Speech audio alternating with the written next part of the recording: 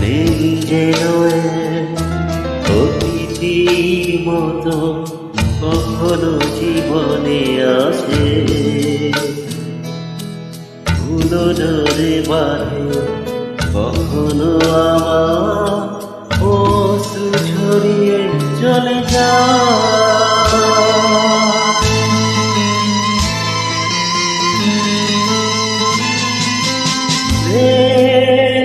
বড় মধুর